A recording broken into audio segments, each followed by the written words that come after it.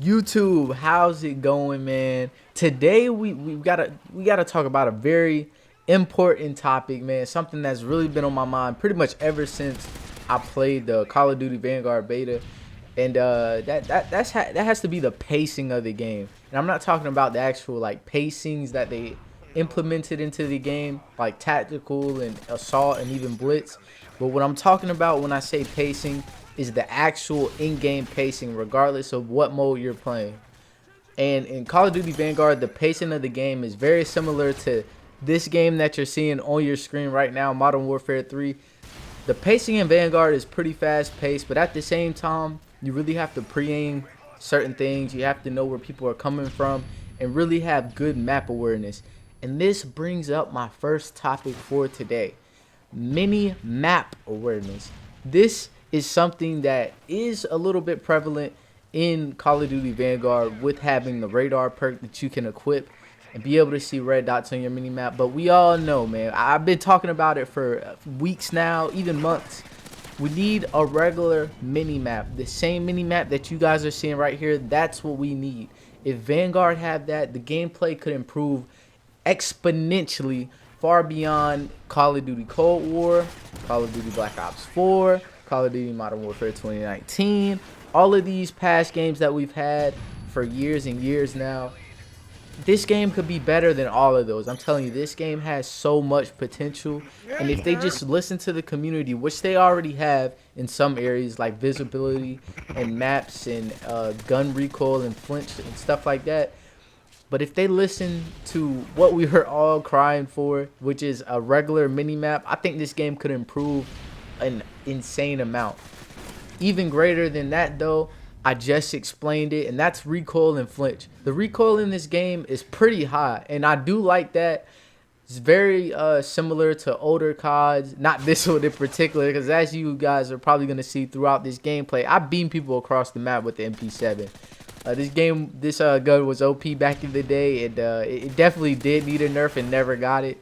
But the guns in Call of Duty Vanguard, they all have pretty good recoil, pretty reasonable recoil. But what messes with the recoil, I believe, is the visibility and the flinch in game. Now, when you're shooting at people in game, the visibility is really obstructive and stuff. As you watch this gameplay of Modern Warfare 3, pay attention to how when I'm shooting my gun, there's nothing in the way of me firing my gun that it inhibits me from seeing the people that I'm shooting at. Every time I shoot at somebody, I can see exactly who it is that I'm shooting at.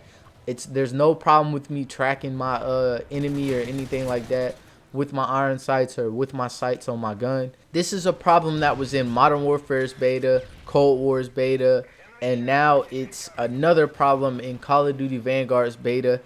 And this is a very big issue because if they don't get this visibility fixed, this could be another flop in terms of Call of Duties. And I really don't want to see that happen because, like I just explained, this game has a lot of potential. I felt like Modern Warfare's engine is the best engine that we've ever had, and I think most people feel that way. The engine is amazing, and they've built upon it in the best way that they possibly could with Vanguard, taking away things that a lot of people don't like. And I'm not talking about mounting. Obviously, that comes back. And also, they add blind fire. But those are mechanics that in this game, they don't really seem to be as important as they were in Call of Duty Modern Warfare 2019. And that's a really good thing because that means that they're listening to the community. They're paying attention to what the community wants and needs. And they're making sure that they fix and balance the gameplay elements and designs around that, instead of doing what Infinity Ward did in Modern Warfare and basically just say, hey, we're putting this stuff in the game because this is how we want the game to play, and we don't care about how the community feels about it.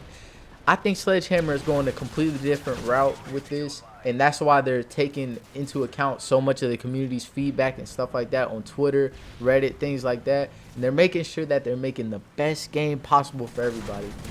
Another thing I want to bring up is the parties and getting into lobbies and stuff like that in Call of Duty.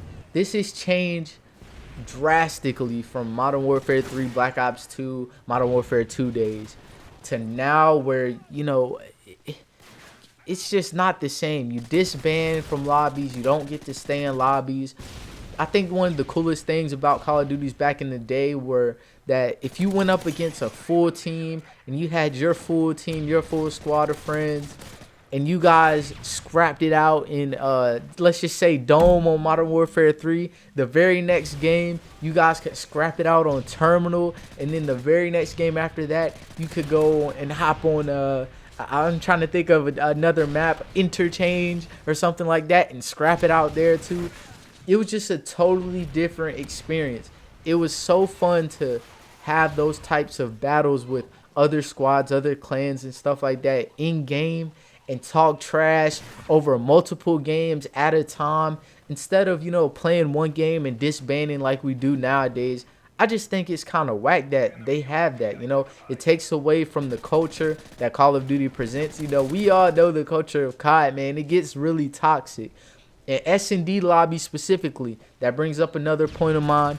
S&D is going to be available in weekend 2 of the beta, and I really want to see them make changes to the lobbies and to the parties to kind of mold and build around the culture that S&D provides to Call of Duty as a whole.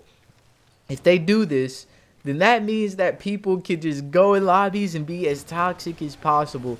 This allows people to express themselves in the way that most games really don't allow you to anymore. It seems like the developers want people to be a little less, communicative and stuff in CODs. They don't really want people to talk as much. They don't want anybody to express themselves as much. They kind of want people to just play the game and that's it, And I just don't feel like that's right. I feel like the community as a whole could benefit from something like this where everybody stays in their lobby after a game. Also, map voting needs to come back. We didn't see this in the beta at all.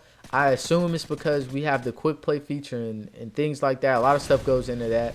But I really want to see map voting back. I think map voting is a extremely big part of Call of Duty, and it has to be in every Call of Duty, because if we don't have map voting, then we have maps like Piccadilly that nobody ever plays. People just back out, and honestly, even with map voting, people would back out anyway, but at least we would have the option, maybe if somebody does want to play on a map like that, they can vote for it, or if they don't, they can vote against it.